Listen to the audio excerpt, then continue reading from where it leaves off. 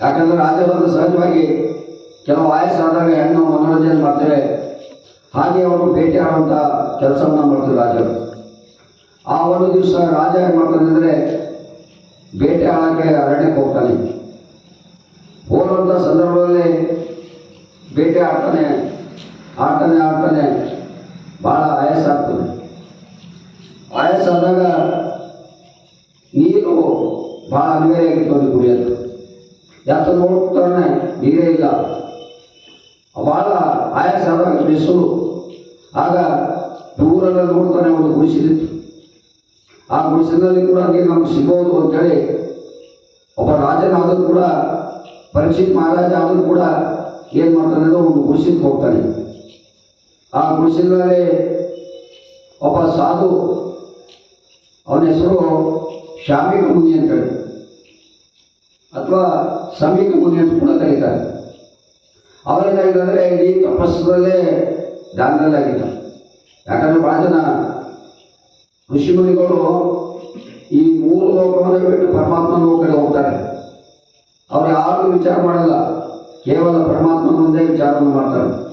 ಹಾಗಾಗಿ ಆ ಸಾಧು ಶಮೀಕ ಮುನಿ ಎಂಬ ಋಷಿ ಏನು ಮಾಡಿದ್ರೆ ತಪಾಸದಲ್ಲಿ ಕುಂತಿದ್ದ ಈ ರಾಜ ಪರೀಕ್ಷಿತ್ ಮಹಾರಾಜರು ಆ ಆಶ್ರಮಕ್ಕೆ ಹೋಗ್ತಾರೆ. ಆಗ ಹೋದಾಗ ರಾಜ ಕೇಳ್ತಾನೆ, ಇಂಥ ಒಂದು ದೊಡ್ಡದಾದಂಥ ಅರಣ್ಯದಲ್ಲಿ ಎಲ್ಲೋ ಹುಡುಕಿದ್ರು ನೀರಿಲ್ಲ, ನನಗೆ ಋಷಿ ಮುನಿಯರ್ ನನಗೆ ನೀರು ಕುಡಿಯಿತು. ಸುಮಾರು 16 ಸರಿ ಕೇಳ್ತಾನೆ. ಆದರೆ ಋಷಿ ಕಣ್ಣು ತೆಗೆಯೋದಿಲ್ಲ, ಇವನಿಗೆ ಮಾತಾಡೋದಿಲ್ಲ. ಯಾಕೆ ಕಣ್ಣು ತೆಗೆಯೋದಿಲ್ಲ, ಯಾಕೆ ಮಾತಾಡೋದಿಲ್ಲ ಅಂದರೆ ಅವನ ಕಣ್ಣು ಮನಸ್ಸು ಎಲ್ಲ ಸಾಕ್ಷಾತ್ ಪರಮಾತ್ಮ ಕಣ್ಣದಲ್ಲಿ ಧ್ಯಾನದಲ್ಲಿ ತಪಸ್ಸು ಮಾಡ್ತಾನೆ. ಅದಕ್ಕೆ ಹೇಳ್ತಾನೆ, ಯಾರು ಹೋದ್ರೆ ಅವ್ನು ಒಂದೇ ಕೆಲಸ ಇಲ್ಲ ಅಂತಂದರೆ ಪರಮಾತ್ಮನಲ್ಲಿ ಧ್ಯಾನದಲ್ಲಿ ಇರುವಂಥ. ಅವಾಗ ನೋಡಿ ಇಬ್ಬರ ಕಡೆಗೂ ತಪ್ಪಿಲ್ಲ, ಅದರ ಸಂದರ್ಭ ಸಮಯ ಹೇಗೆ ಮಾಡ್ತದೆ. ಆಗ ಅವನ ಧ್ಯಾನದಲ್ಲಿ ಋಷಿ ಅವನ ಧ್ಯಾನದಲ್ಲಿ ಕೂತ. ಆದರೆ ಶಮೀಕ ಮುನಿ ಏನು ಮಾಡಿದ ಅಂತಂದರೆ ಧ್ಯಾನದಲ್ಲಿ ಕೂತಿದ್ದಾಗ ಈ ರಾಜಂತಾನೆ, ಇಡೀ ಈ ಪ್ರದೇಶದ ಒಡೆಯ ನಾನು ರಾಜ. ಒಬ್ಬ ಸಾಧು ಕೂಡ ನನ್ನ ರಾಜನನ್ನು ಬೆಲೆ ಕೊಡ್ತಾ ಇಲ್ಲ, ನನಗೆ ಗೌರವಿಸ್ತಾ ಇಲ್ಲ, ನನ್ನ ಮಾತು ಕೇಳ್ತಾ ಇಲ್ಲ. ಅದಕ್ಕಾಗಿ ಭಾಳ ಕ್ರೋಧ ಬಂದ್ಬಿಡ್ತದೆ. ಕೆಲವು ಸರಿ ಕ್ರೋಧ ನಮ್ಮನ್ನು ನಾಶ ಮಾಡ್ತದೆ. ನಮ್ಮ ಸಿಟ್ಟು ವೈರಿ ಅಂತ ಕರಿತೇವೆ, ಕೆಲವು ನಮ್ಮ ಸಿಟ್ಟು ನಮಗೆ ವೈರಿ ಆಗ್ತದೆ ಕೆಲವು ಸಲ. ಅದಕ್ಕಾಗಿ ಆಧ್ಯಾತ್ಮಿಕ ಹೇಳ್ತದೆ ಓಂ ಶಾಂತಿ. ಶಾಂತಿ ಎಲ್ಲಿರ್ತದೆ, ಮನುಷ್ಯ ಶಾಂತಿ ಆಗ್ತದೆ. ಆಗ ಪರೀಕ್ಷಿತ್ ಮಹಾರಾಜರು ಕ್ರೋಧವನ್ನು ಕೊಂಡು ಸುಮ್ಮನೆ ಕೊಡಲ್ಲ. ಒಂದು ಕಡೆ ಸ್ವಲ್ಪ ಎಲ್ಲರಿಗೂ ಆಗ್ತದೆ ಸಹಜ, ಹೊಟ್ಟೆ ಹಸಿವಾದ್ರು ನೀರಾದ್ರು ಅಂದರೆ ಮನಸ್ಸು ತಿಪ್ಪಿರಿ ಆಗ್ತದೆ. ಹಾಗೆ ರಾಜ ಪರೀಕ್ಷಿತ್ ಮಹಾರಾಜರು ಏನಾಗ್ತದೆ, ನೀರಿನ ಕುಡಿಯುವಂಥವ್ರು ಹೇಗೆ ಇವರು ಮಾತಾಡೋದಿಲ್ಲ ಋಷಿಮುನಿ. ಅವಾಗ ಅವನಿಗೆ ಕ್ರೋಧವನ್ನು ಬಂದುಬಿಡ್ತದೆ. ಕ್ರೋಧವನ್ನು ಬಂದು ಬಿಟ್ಟಾಗ ರಾಜ ಪರೀಕ್ಷಿತ್ ಮಹಾರಾಜ ಏನು ಮಾಡ್ತಾನೆ, ಒಂದು ಕೋಲನ್ನು ತೆಗೆದುಕೊಂಡು ಈ ಋಷಿಮುನಿಗೆ ಟೆಸ್ಟ್ ಮಾಡೋಣ ಅಂತಾರೆ. ಆಗ ಏನು ಮಾಡ್ತಾನೆ, ಒಂದು ಸತ್ತಂಥ ಹಾವನ್ನು, ಸತ್ತು ಬಿದ್ದಂಥ ಹಾವನ್ನು ಏನು ಮಾಡ್ತಾನೆ ಅಂದರೆ ಆ ಶಮೀಕ ಋಷಿ ಮುನಿಯ ಕೊಳಲ್ಲಿ ಹಾಕ್ಬಿಟ್ಟು, ಅಂದರೆ ಟೆಸ್ಟ್ ಮಾಡ್ತಾನೆ. ಈಗೆಲ್ಲ ಹೇಳ್ತಾನೆ ಇಲ್ಲ ಅಂತ. ಆ ಶಮೀಕ ಮುನಿಯಲ್ಲಿ ಸತ್ತ ಹಾವನ್ನು ಆ ಕೊಳೆಯಲ್ಲಿ ಹಾಕಿದಾಗ ಕೂಡ ಅದು ಕೇಳ್ತೀನಿ, ಅವನಿಗೆ ಸತ್ತ ಹಾವನ್ನು ಹಾಕು, ಕಲ್ಲಾರ ಹಾಕು. ಅದಕ್ಕೆ ತಪಸ್ಸಂದ್ರೆ ಆಗಿರ್ತದೆ, ಏಕಾಗ್ರತೆ ಧ್ಯಾನದಲ್ಲಿ ಇರ್ತಾನೆ ಶಮೀಕ ಮುನಿ. ಆ ಕೊಳ್ಳಲ್ಲಿ ಹಾವು ಹಾಕಿದ್ರು ಕೂಡ ಅವನು ನೋಡೋದಿಲ್ಲ, ಅವ ಮತ್ತೆ ಏಕಾಗ್ರತೆಯಲ್ಲಿ ಇರ್ತಾನೆ. ಆಗ ಅವ ಶಿಷ್ಯರಿರ್ತಾನೆ, ನದಿ ದಂಡೆ ಮೇಲೆ ಅವನ ಆಶ್ರಮ ಇರ್ತದೆ. ಆ ಆಶ್ರಮದಲ್ಲಿ ನೋಡಿದಾಗ ಅವರೆಲ್ಲ ಶಿಷ್ಯರು ಸ್ನಾನವನ್ನು ಮಾಡಿಕೊಂಡು ಆಶ್ರಮ ಕಡೆ ಬರ್ತಾರೆ. ಬರುವಷ್ಟರಲ್ಲಿ ಏನಾಗ್ತದೆ, ಈ ಋಷಿ ಗುರುಗಳಲ್ಲಿ ಭಾಳ ಪ್ರೀತಿ, ಈ ಕಾಲ ಗುರುಗಳಿಗೆ ಗೌರವನೇ ಕೊಡ್ತಾರೆ ಭಾಳ ಜನ. ಅದಕ್ಕೆ ಕಾರಣ ಯಾರು ಅಂತಂದರೆ ಶಿಷ್ಯರು ಇರ್ಬೋದು, ಗುರುಗಳು ಇರ್ಬೋದು. ಹಿಂದಿನ ಕಾಲದ ಗುರುಗಳು ಅಂದರೆ ತನಗಿಂತ ಹೆಚ್ಚು ಗೌರವ ಸ್ಥಾನ ಇತ್ತು. ಹಾಗಾಗಿ ಆ ಗುರುಗಳನ್ನು ನೋಡ್ತಾರೆ. ನೋಡಿದಾಗ ಗುರುಗಳು ಕುಂತಿರ್ತಾರೆ, ಕೊಳಲ್ಲಿ ಹಾವು ಅದು ಇರುವೆ ತಿಂತಾ ಇರ್ತವೆ. ಆಗ ಕ್ರೋಧ ಬಂದ್ಬಿಡ್ತದೆ. ಅಂಥ ಗುರುಗಳ ಶಿಷ್ಯರಲ್ಲಿ ಆ ಗುರುವಿನ ಪುತ್ರ ಇರ್ತಾನೆ, ಗುರುವಿನ ಪುತ್ರ ಕಾತ ಶೃಂಗಿ ಅಂತ ಅವನ ಹೆಸರು, ಶೃಂಗಿ. ಆಗ ನನ್ನ ಅಪ್ಪ ಎಲ್ಲರೂ ಸಹಜವಾಗಿ ಸಿಟ್ಟು ಸಹಜ. ನನ್ನ ಅಪ್ಪನನ್ನ ಈ ಕೊಳಲ್ಲಿ ಹಾವು ಹಾಕಿದಂತ ಯಾವುದವನು ಎಂತ ದುಷ್ಟ ಆಗಿರ್ಬೇಕು ಅಂತೇಳಿ ಕ್ರೋಧಗೊಂಡು, ನನ್ನ ಅಪ್ಪ ತಪಸ್ವಿ, ಯಾರು ಆಗಿಲ್ಲ, ಯಾರಿಗೆ ಚಿಂತೆ ಮಾಡಲ್ಲ, ಯಾರಿಗೆ ಕೆಟ್ಟದ್ದು ಬಯಸಲ್ಲ, ಆದ್ರೆ ಅವನಲ್ಲಿ ಅವನು ಏಕಾಗ್ರತೆ ಕುಂತು ತಪಸ್ಸನ್ನು ಮಾಡ್ತಾನ ಅಂತ ನನ್ನ ಅಪ್ಪ ನನ್ನ ಋಷಿಯನ್ನ ಇಂಥ ದುಷ್ಟ ಯಾವ ಹಾಕಿರ್ಬೇಕು ಒಳಗೆ ಹಾವು ಸಾಕ ಹಾವು ಹಾಕಿರೋದಿಲ್ಲ ಅಂತೇಳಿ ಕ್ರೋಧವನ್ನು ಕೊಡ್ತದೆ. ಆ ಶ್ರೀಗಿ ಭಾಳ ಸಿಟ್ಟು. ಆಗ ಆ ರಾಜ ಪರೀಕ್ಷಿತ್ ಮಹಾರಾಜರು ಅಷ್ಟರಲ್ಲೇ ಕುದುರೆ ಇರ್ತಾ ಇರ್ತಾರೆ. ಆಗ ಹೇಳ್ತಾರೆ ಅವ್ರ ಶಿಷ್ಯರು, ಯಾರು ಆಗಿಲ್ಲ ಈ ಆಶ್ರಮದಲ್ಲಿ ಇವನು ಒಬ್ಬನೇ ಇದ್ದಾನ ಇಲ್ಲಿವರೆಗೆ ಕುದುರೆ ಬಂದವನು. ಆಗ ಗುರುಪುತ್ರ, ಯಾವ ಗುರುಪುತ್ರ ಅಂದ್ರೆ ಶಮಿ ಗುರುಪುತ್ರ ಶ್ರೀಗಿ ಏನ್ ಮಾಡ್ತಾನೆ ಅಂದ್ರೆ ಇವನೇ ಇರ್ಬೇಕು ದುಷ್ಟ ಅಂತೇಳಿ ಕ್ರೋಧವನ್ನು ಕೊಂಡು ಏನ್ ಮಾಡ್ತಾನೆ, ಆ ಕೈಯಲ್ಲಿರುವಂಥ ಕುದುರೆಯಲ್ಲಿರುವಂಥ ನೀರನ್ನು ತೆಗೆದುಕೊಂಡು ಅವನ ಮೇಲೆ ಹಾಕ್ಬಿಡ್ತಾನೆ, ಶಾಪ ಹಾಕ್ಬಿಡ್ತಾನೆ.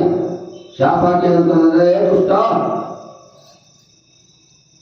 ನಿರಾಪರಾಧಿ, ಸಾತ್ವಿಕ, ಸತ್ಪುರುಷ, ಋಷಿಮುನಿ, ನಿನಗೇನು ಮಾಡಿದವ, ಅವನು ತಪಸ್ ಮಾಡ್ತಾ ಇದ್ದಾನೆ ಅಂತ ನನ್ನ ಅಪ್ಪನ ಮೇಲೆ ಹಾವು ಹಾಕ್ತಿಲ್ಲ ದುಷ್ಟ.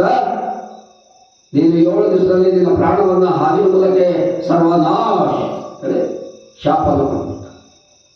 7 ದಿವಸದಲ್ಲಿ ಈ ಯಾರು ಹಾವು ಹಾಕಿದ ಕೊಳ್ಳಲ್ಲಿ ಅಂತ ಹಾವಿನಿಂದಲೇ ನಿನ್ನ ಪ್ರಾಣವನ್ನು ಹೋಗ್ಬೇಕು. 7 ದಿವಸದಲ್ಲಿ ನಿನ್ನ ಹಾವು ಕಚ್ಚೆ ಸಾಯ್ಬೇಕು ಅಂತೇಳಿ ನಮ್ಮ ಅಪ್ಪನಿ ಕೊಳ್ಳಲ್ಲಿ ಹಾವು ಹಾಕಿದಲ್ಲ, ಇದನ್ನು ಹಾವು ಕಚ್ಚೆ ಸಾಯ್ತು ಮಗನೆ ಅಂತೇಳಿ ಶಾಪ ಹಾಕ್ಬಿಟ್ಟ. ಶಾಪ ಆದಾಗ ಆಗ ವಾದವಿವಾದನ್ನ ಅಲ್ಲಿ ಓಡಿ ಹೋಗ್ತಾನೆ ಅವನು ರಾಜ. ಆಗ ಕಡಿತಾನೆ ಶಮೀಕ್ ಋಷಿ ಏನಂತಂದ್ರೆ, ಏನ್ ಮಾಡ್ರಪ್ಪ ಶಿಷ್ಯರೇ, ಏನ್ ಮಾಡಿದ್ರಪ್ಪ ಮಗ, ಶಾಪ್ ಕೊಟ್ಟಿಲ್ಲ ನೀನು ಅಂತ. ಅಪ್ಪ ನಾನು ಶಾಪ್ ಮಾಡಲಿಲ್ಲ, ಅವರೇ ದುಷ್ಟ ಕೆಲಸ ಮಾಡಿದ. ನನಗೆ ಅಪ್ಪನ ಒಂದು ಮೋಹ, ಗುರುವಿನ ಮೋಹ, ಸತ್ಯದ ಮೋಹದಿಂದ ಅವನಿಗೆ ಶಾಪ್ ಕೊಟ್ಟಿದ್ದೆ, ನಾ ತಪ್ಪು ಮಾಡಿಲ್ಲ. ಆಗ ಹೇಳ್ತಾನೆ, ತಂದೆ ಆದವನು, ಅದಕ್ಕೆ ತಂದೆ ಪಾತ್ರ ಬಾಳು. ಗುರುಗಳ ಹೇಳ್ತಾನೆ ಶಮಿ ಋಷಿ, ಓ ಗುರುಪುತ್ರ, ಅವನು ರಾಜ ಬೇರೆ ಅಲ್ಲ, ಅವನು ಸಾಕ್ಷಾತ್ ಪಾಂಡವರ ವಂಶದವನು, ಶ್ರೀಕೃಷ್ಣನ ಭಕ್ತ. ಅವನ ಪೂರ್ವಜರೆಲ್ಲ ಕೃಷ್ಣನ ವಂಶಸ್ಥರು. ಅಂತ ಧರ್ಮಿಷ್ಠ, ನ್ಯಾಯನಿಷ್ಠ, ಸಾಕು ಪ್ರಾಣಿಗಳ ರಕ್ಷಕ. ಇಡೀ ಅವನ ರಾಜ್ಯದಲ್ಲಿ ಎಲ್ಲ 1000 ಜನ ಬರ್ತಾ ಇದ್ದಾರೆ. ಆದರೆ ಆ 1000 ಜನರನ್ನು ಕೊಂದಾಗೈತಲ್ಲಪ್ಪ ನೀನು. ಒಬ್ಬ ದುಷ್ಟ ಅರಸನ ಶಾಪ ಹೋಗ್ತಿದ್ದೆ, ಆದ್ರೆ ಒಳ್ಳೆ ಅರಸನನ್ನ ಕೊಲೆಬೇಕಂತ ಶಾಪ ಹಾಕಿ ನನಗೆ ಬಹಳ ನೋವು ತಂದಿ. ನಿನ್ನ ಅಹಂಕಾರ ಬೇಡ, ಈ ಮಗನ ಮೋಹದಲ್ಲೂ ಕೂಡ ಇಂಥ ಅಹಂಕಾರದಲ್ಲಿ ನಿನ್ನ ಕ್ರೋಧದಿಂದ ಆ ರಾಜನ ಕೊಲ್ಲುವಂತ ಶಾಪ ಕೊಟ್ಟಲ್ಲ ಅಂತ ಹೇಳ್ತೇವೆ. ಕ್ರೋಧ, ಅಹಂಕಾರ ಸ್ವಲ್ಪ ಅಂದು ಅಹಂಕಾರ ಮತ್ತು ಕ್ರೋಧ ಬಂದಾಗ ಏನಾಗಬೇಕು, ನಾವು ಒಂದು 10 ನಿಮಿಷಗಳ ಶಾಂತ ಹೋಗಬೇಕು. ಅದಕ್ಕೆ ಹೇಳ್ತಾರೆ, ಈ ಕಾಲದಲ್ಲಿ ಸಿಟ್ಟಿಗೆ ಕೈ ಕೊಡಬೇಡ, ಸಿಟ್ಟಿಗೆ ಬಲಿಯಾಗಬೇಡ ಅಂತ ಹೇಳ್ತಾರೆ. ಸಿಟ್ಟು ಬಂದ ಬಾಧನೆ ಹೇಳ್ತಾರೆ 10 ನಿಮಿಷ ಮೌನವಾಗಿ ಕುಂತ್ಕೊಳ್ಳೋದು. ಆಗ ಶಮೀಕ್ ಋಷಿ ತನ್ನ ಮಗ ಶಾಪ್ ಕೊಟ್ಟಿದ್ದನ್ನ ಯಾರು ಮುಕ್ತು ಮಾಡಬೇಕು, ಅವನು ಭಯಭೀತನಾಗ್ತಾನೆ. ಹೋಗಿ ಏನಂತಂದ್ರೆ ರಾಜನ ಹೋಗಿ ತಿಳಿಸಿ, ಏನಂತಂದ್ರೆ ನಿನಗೀಗಾಗಲೇ ಶಾಪ್ ಆಗಿದೆ, 7 ದಿವಸದಲ್ಲಿ ನಿನ್ನ ಪ್ರಾಣವನ್ನು ಕಳ್ಕೊತೆ, ಅದು ಉಪಾಯ ನೀನು ಹೋಗಬೇಕು. ಆಗ ರಾಜ ಪರೀಕ್ಷಿತ್ ಅವ್ರ ಮನೆಗೆ ಹೋಗ್ತಾರೆ ಎಲ್ಲ ಶಿಷ್ಯರು. ಏನಂತಂದ್ರೆ ಕ್ಷಮೆ ಆಯಿತು ನಮ್ದು, ನಿನ್ನ ಈ ರೀತಿಯಾಗಿ ಶಾಪವನ್ನು ಕೊಟ್ಟೆವು ರಾಜನು.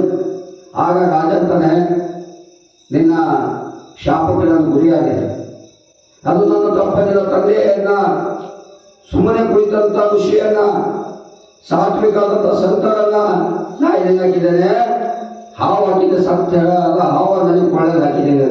ಹಾಗೆ ಈಗಲೂ ಕೂಡ ಕಲಿಯುಗದಲ್ಲಿ ಕೂಡ ಯಾರ ಸಾಧುರಿರ್ತಾರೋ, ಸತ್ಪುರುಷರಿರ್ತಾರೋ, ಮಹಾತ್ಮರಿರ್ತಾರೋ, ಜ್ಞಾನಿಗಳಿರ್ತಾರೋ, ಆಧ್ಯಾತ್ಮಿಕ ಚಿಂತಕರಿರ್ತಾರೋ, ದೇವ ಭಕ್ತರಾಗ್ತಾರೋ, ಅಂಥವ್ರ ಮೇಲೆ ಸತ್ತ ಹಾವಿನ ಹಾಗೆ ಮೋಹ ಮಾಡಿದರೆ, ಹಾಗೆ ನೋವನ್ನು ಕೊಟ್ಟರೆ ಆ ಶಾಪಕ್ಕೆ ಗುರಿ ಆಗ್ತದೆ. ಹಾಗೆ ರಾಜ ಪರೀಕ್ಷಿತ್ ಮಾಡೋದಕ್ಕೆ ಏನಾಗ್ತದೆ ಗೊತ್ತಾಯ್ತು. ಏನಂತಂದ್ರೆ, ಈ ಸಾಧಕ ನಾನು ಈಗ ಮಾಡಿದ್ದೇನೆ, ಅದಕ್ಕೆ ಶಾಪಾಗಿ ನಾನು 7 ದಿವಸದಲ್ಲಿ ನನ್ನ ಪ್ರಾಣವನ್ನು ಹೋಗ್ತದೆ ಅಂತ ಗೊತ್ತಾಯ್ತು. ಗೊತ್ತಾದಾಗ ಏನು ಮಾಡ್ತಾನೆ, ತನ್ನ ಮಗ ಸರಿಯಾಗಿ ಮಾಡಿ ಏನು ಮಾಡ್ತಾನೆ ಅಂದರೆ ಈಗ ರಾಜ್ಯವನ್ನೇ ತ್ಯಾಗ ಮಾಡ್ತಾನೆ. ಯಾರು? ರಾಜ ಪರೀಕ್ಷಿತ್ ಮಹಾರಾಜ ರಾಜ್ಯವನ್ನೇ ತ್ಯಾಗ ಮಾಡ್ತಾನೆ.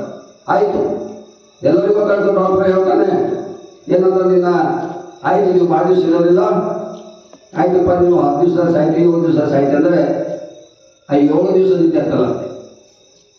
ಯಾಕೆ ಆಗ್ತಲ್ಲ ಅಂದರೆ ಪ್ರಾಣ ಅಂದರೆ ಎಲ್ಲರಿಗೂ ಬಹಳ ದೊಡ್ಡ ಜೀವ. ಆಗ ರಾಜ ಪರೀಕ್ಷಿತ್ ಮಹಾರಾಜರು ಏನು ಮಾಡ್ತಾರೆ, ತನ್ನ ಮಗನಿಗೆ ಉತ್ತರ ಮಾಡಿ ಗಂಗಾ ನದಿಯ ಸಮೀಪ ಬಂದು ಏನು ಮಾಡ್ತಾರೆ ಅಂದರೆ ತಪಸ್ ಮಾಡಿ ಆಗಂತಾರೆ. ತಪಸ್ ಮಾಡಿ ಏನಂತಾರೆ ಅಂದರೆ ನಾನು ಮಾಡಿದ ತಪ್ಪು, ಈ ಪ್ರಾಣವನ್ನು ಹೋಗಬೇಕು, ನನ್ನ ಕೈ ಹೋಗಬೇಕು, ನನ್ನ ಕಣ್ಣು ಹೋಗಬೇಕು. ಯಾಕೆ ಹೋಗ್ಬೇಕು ಅಂದರೆ ಅಂತ ಋಷಿಮನಿಗೆ ನನ್ನ ಕೈಯಿಂದ ಸಪ್ತ ಹವನ ಅರ್ಪಣವಾಗಿ ನೋವು ಮಾಡಿದ್ದೇನೆ. ನನ್ನ ಕೈ ಪಾಪ ಮಾಡಿವೆ, ನನ್ನ ಕಣ್ಣುಗಳು ಪಾಪ ಮಾಡಿವೆ, ಈ ದೇಹ ನನಗೆ ಬೇಡ. ಹಿಂದಿನ ಕಾಲದಲ್ಲಿ ಅನೇಕ ತಪಸ್ವಿಗಳು ಋಷಿಮನಿಗಳು ರಾಜ್ಯದೆಲ್ಲರೂ ತ್ಯಾಗಿ, ಈಗೆಲ್ಲ 100 ಜನ ಕೊಲೆ ಮಾಡ್ತಾರೆ ಅನ್ನೋದು. ಆಗ ಅವ್ರ ತ್ಯಾಗ ಇತ್ತು ರಾಜರಲ್ಲಿ. ಆಗ ಪರೀಕ್ಷಿತ್ ಮಹಾರಾಜರು ಏನು ಮಾಡ್ತಾರೆ, ಗಂಗಾ ನದಿಯಲ್ಲಿ ಹೋದಾಗ ಅನೇಕ ಸಾಧುರು ಸಂತರು ಮಹಾತ್ಮರು ಎಲ್ಲರೂ ಏನು ಮಾಡ್ತಾರೆ ಅಂದರೆ ಯಾರಿಗೆ ಒಳಗೆ ಬರ್ತಾರೆ ಅಂದರೆ ರಾಜ ಪರೀಕ್ಷಿತ್ ಮಹಾರಾಜರಿಗೆ ಒಳಗೆ ಬರ್ತಾರೆ.